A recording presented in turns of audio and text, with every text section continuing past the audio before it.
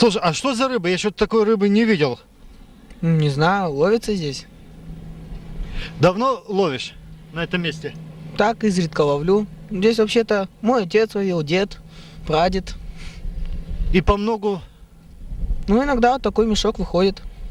за целый день? Да. А это трудно было тащить? Вообще-то сопротивлялась, но так-то вытащил. Ага. Так,